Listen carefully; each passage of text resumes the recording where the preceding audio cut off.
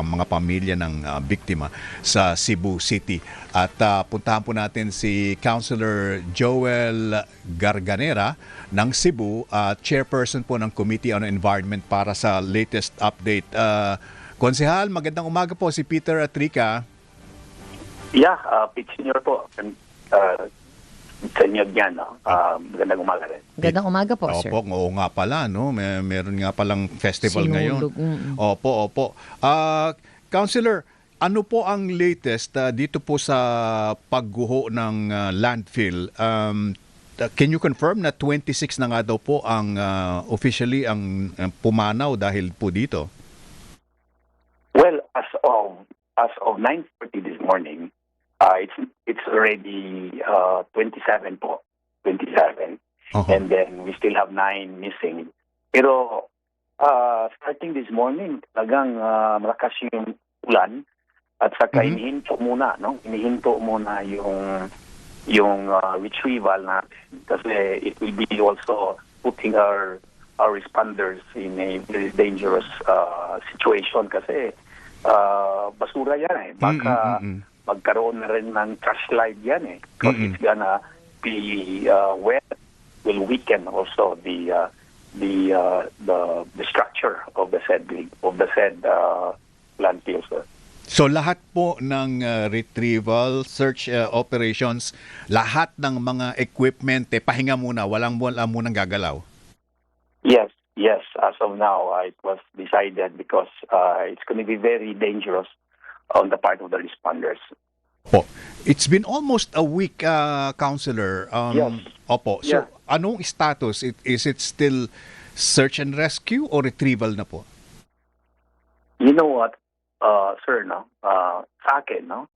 I was also the head of disaster in the last administration.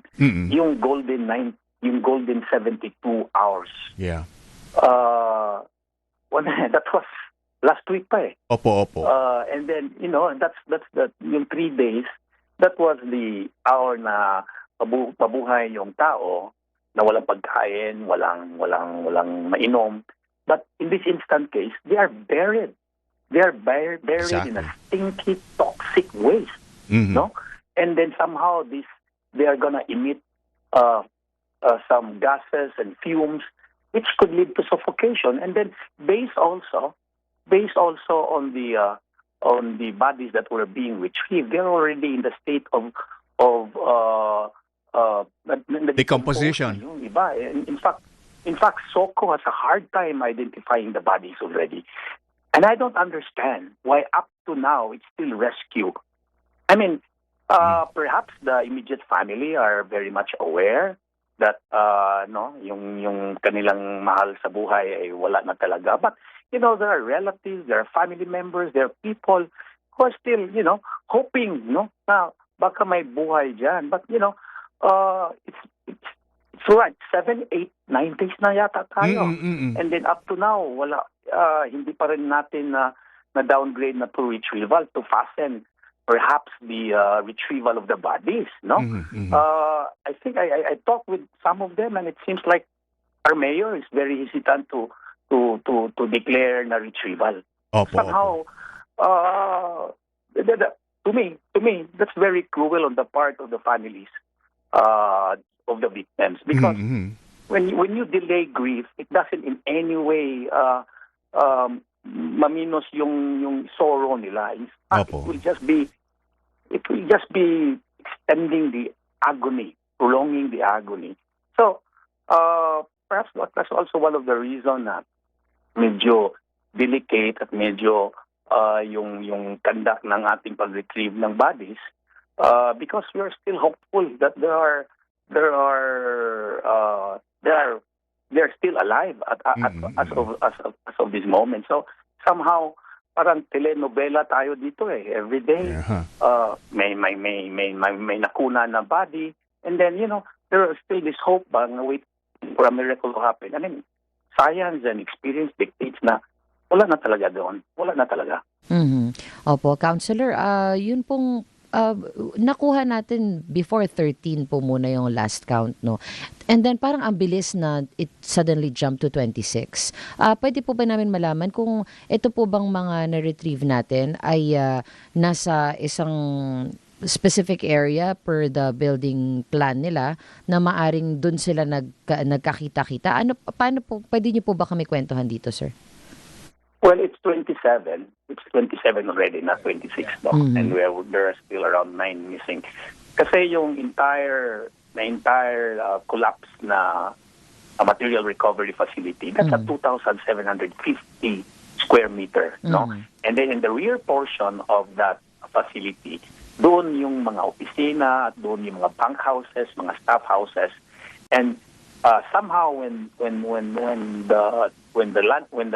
landfill slide, no, yung nag-trash slide, somehow the houses or the structures that were at the rear, mind you, it's only 15 meters away from the base of the landfill. And they were pushed down to the middle and some remain. So yung entire area of operation natin is we divided it into 4, no? Yun. 4 na quadrant yun, no? And then somehow on the rear portion, doon sila rear and middle portion yung sa quadrant A at B yata yun. Opo. Doon yun ang most of the victims that were retrieved. Yeah, and 27 is horrendous. Ano po? 27 as of 9:40 this morning, sir. Opo. Counselor, kumustahin ko lang po yung reported 18 ang nasaktan o injured. Ano po ang status nila? They are sent to 2 hospitals here, yung Cebu Community Hospital, yung Apple at saka yung North General. So far they're recovering, and in fact some of them already went to their houses. Yeah. They returned home already, and so far there is no report that yung buhay nila ay medyo how do we call this, na they're still fighting for life and death. No, they're okay. They're okay. Ay, very good, very good. Councilor Joel, maraming salamat po, and we appreciate the latest reports coming from your end, sir. Thank you. Pete Senor din. Pete Senor, si Councilor Joel Garganera ng Cebu City.